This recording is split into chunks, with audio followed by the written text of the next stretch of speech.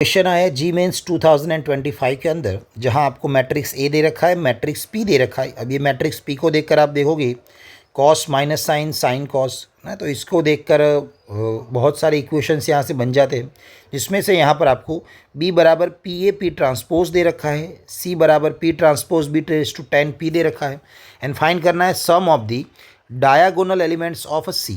जो भी मैट्रिक्स सी बनेगा उसके डायगोनल एलिमेंट का सम फाइंड करेंगे, जिसका आंसर ये फॉर्म में आएगा, ऊपर एम नीचे एन, और उनका जीसीडी क्या होना चाहिए भी 1। देन आपको फाइंड करनी है एम और एन का सम फाइंड करना है। चलिए, तो कंसेप्ट की बात करें तो जब भी क्वेश्चन में जो मैट्रिक्स होता है बीपी, वो ये फॉर्म में होता है, मतलब कि cos minus sine sine cos, या तो फिर cos sine minus sine cos, है ना। बस साइन की साइन चेंज हो जाएगी, यहाँ पर प्लस माइनस तो यहाँ पर मैंने माइनस प्लस। तो ये वाले केस में जब भी आप P into P transpose find करते हो, या तो P transpose into P find करते हो, तो आपका आंसर क्या होता है भाई, आई होता है। तो ये हमें पहले से पता हो है तो थोड़ा इजी रहेगा भाई सॉल्व करने के लिए। बाकी बहुत सिंपल सा और बहुत रिपीटेड क्वेश्चन है भाई ये तो। चलिए, सबसे पहले हमें यहाँ पर C बराबर दे रखा है P transpose B raise to 10 और साथ में है भाई P। चलिए, यहाँ हमें B ट्रांसपोज के लिए पहले तो बी रेस टू 10 के लिए B पता है, P ट्रांसपोज और उसकी कितनी पावर है 10, और उसके पीछे लगेगा भाई P। चलिए, अब 10 पावर मतलब जो भी टर्म है उसको 10 बार लिखना पड़ता है, तो P रेस टू 10 मैंने लिखा भाई एक बार P ट्रांसपोज, सेकेंड टाइम लिखा P ट्रांसपोज, थर्ड टाइम लिखा, और ये लिखते लिखते गए हम 10 टाइम्स तक P ट्रांसपोज, ये 10 नंबर वाला, और उसके साथ लगेगा लास्ट वाला P। ओके, अब आपको पता होगा P, आप यहाँ ग्रुप चेंज कर सकते हो, मतलब ABC हो ऐसे, तो आप AB का ग्रुप बना के C लिख सकते हो, मतलब मल्टीप्लिकेशन में आप उसको आगे पीछे ऐसे लिख सकते हो, बस ये सीक्वेंस चेंज ना हो। तो मैं P ट्रांसपोज और P को साथ में ले लूँ, P ट्रांसपोज एंड P साथ में आ जाएगा, A अकेला। फिर ये वाला P ट्रांसपोज और P साथ में आ जाएगा, तो P ट्रांसपोज एंड P साथ में A अकेला, और ये चलता जाएगा लास्ट तक जाएगा, है ना। लास्ट में भी देखो भाई ये है, और लास्ट वाले दोनों को मैं साथ में ले लूँ तो P ट्रांसपोज इंटू पी। अब P ट्रांसपोज इंटू पी क्या होने वाला है अभी, मैंने जैसे आपको ऊपर बताया क्या होने वाला है भाई, आई। तो ये आई हो जाएगा, तो आई इंटू ए होगा, फिर से आई इंटू ए होगा, और लास्ट में भी आएगा भाई आई। तो ये आई कितनी बार, मतलब ए कितनी बार, क्योंकि आई इंटू ए तो ए ही होने वाला है। ओके, तो यहाँ पर ए हमें मिलेंगे, कितनी बार ए मिलेगा, तो जितनी बार आपने ऊपर लिखा था भाई, कितनी पावर थी 10, तो आपको ए रेस टू क्या मिलेगा भाई 10। तो जो मैट्रिक्स सी है वो है आपका ए रेस टू 10। नाउ आपको क्वेश्चन में ए गिवन है, वो जो ए गिवन है उसकी 10 पावर आपको निकालनी है। ए है 1/√2 माइनस 2 0 1, है ना। ए है 1/√2 माइनस 2 0 1, ये हमें क्वेश्चन में दे रखा था भाई, ए 1/√2 माइनस 2 0 1। हमें ए रेस टू 10 फाइंड करने के लिए ना थोड़ा सीक्वेंस निकालना पड़ेगा।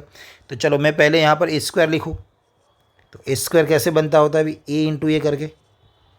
तो ए इंटू ए में 1/√2 माइनस 2 0 1, उसके साथ फिर से ही वही 1/√2 माइनस 2 0 1, मल्टीप्लाई कर ले, क्या मिलेगा 1/√2 माइनस 2 0, मतलब 1/√2 ही बचेगा, 1/2 ही बचेगा। 1/√2 के साथ -√2 आएगा तो ये -√2 हो जाएगा, -2 इंटू 1 करोगे तो -2 आ जाएगा। अब वैसे ही 0 इंटू ये 0, 1 इंटू 0 0 हो जाएगा, ये भी 0, और ये लास्ट में आएगा भाई 1। ये हो जाएगा हमारा ए स्क्वायर। नाउ ए क्यूब, है ना, एक सीक्वेंस निकालने के लिए हम ए क्यूब निकालेंगे। ए क्यूब होता है भाई ए स्क्वायर इंटू ए करके। ए स्क्वायर आपको दिख रहा है 1/2, अभी जो हमने निकाला -√2 माइनस 2 0 1, और ए ऑलरेडी क्वेश्चन में गिवन है 1/√2 माइनस 2 0 1। चलिए, दोनों का मल्टीप्लिकेशन क्या आएगा वो लिखे। ओके, क्वेश्चन में जो पूछा गया है वो सिर्फ और सिर्फ सम ऑफ द डायगोनल एलिमेंट्स, मतलब आपको बस डायगोनल एलिमेंट्स कौन से होंगे ना वो पता होना चाहिए। तो बस हम चेक करेंगे फॉर डायगोनल एलिमेंट्स। चलिए, 1/2 तो मतलब ये हो जाएगा 1/2√2, फिर ये तो 0 है, 1/2 इंटू -2 करोगे तो -1 आ जाएगा, और ये 1 के साथ मल्टीप्लाई करोगे तो -√2 -2 आ जाएगा। फिर ये 0, इसके साथ 0, ये भी 0, तो ये 0 है, ये फिर आएगा लास्ट में 1।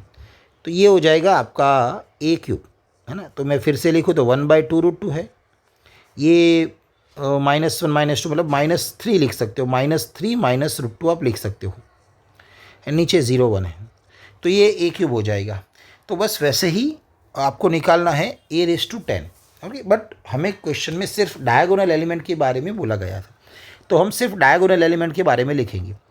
डायगोनल और सम भी करना है, तो sum of diagonal elements of a⁻10। Okay, तो देखो कंपेयर करना है बस। ए के डायगोनल एलिमेंट थे 1/√2 और ये 1 है ना, जब ए की 1 पावर होती है तब ये थे। ए स्क्वायर निकाला तब 1/2 हुआ और ये तो 1 ही रहा। ए क्यूब जब निकाला था उसमें 1/2√2 हुआ और नीचे तो क्या रहा भी 1। तो मतलब जो डायगोनल के एलिमेंट है उसमें जैसे जैसे पावर इंक्रीज हो रही है वैसे वैसे उसको मैं 1/√2 से मल्टीप्लाई कर रहा हूँ। ये वाले में तो फर्स्ट पावर थी तो 1/√2, सेकेंड पावर हुई तो 1/√2 इंटू 1/√2 1/2, थर्ड पावर हुई तो 1/√2 1/√2 1/√2 मतलब 1/2√2, और नीचे वाला जो एलिमेंट है वो तो ऑलवेज 1 1 1 ही है। तो ये a⁻10 में क्या होगा, 1/√2 की कितनी पावर हो जाएगी 10, और नीचे तो एलिमेंट ऑलवेज क्या रहने वाला है अभी 1। तो जो डायगोनल के एलिमेंट है भाई लास्ट में जाके ये बनेंगे, उसका हमें सम फाइंड करना था, है ना। तो यहाँ से 1/√2 की 10 मतलब 1/2⁵ मतलब 1/32 आएगा, प्लस 1 है, तो ये आपको आंसर देगा 33/32। तो ऊपर वाला आपका m होगा, नीचे वाला आपका n होगा, क्योंकि GCD इन दोनों का 1 ही हो रहा है भाई, है ना। ग्रेटेस्ट कॉमन डिवीज़र 33 एंड 32 का निकालोगे तो 1 ही होगा। दैट मीन्स ये नंबर आप ले सकते हो। क्वेश्चन में आपको क्या फाइंड करना था, तो दोनों का सम फाइंड करना था, m + n जो हो जाएगा 65। 33 + 32 करोगे तो आपको आंसर मिलेगा 65, जो यहाँ आपको ऑप्शन नंबर 1 में दिख रहा है। Thank you.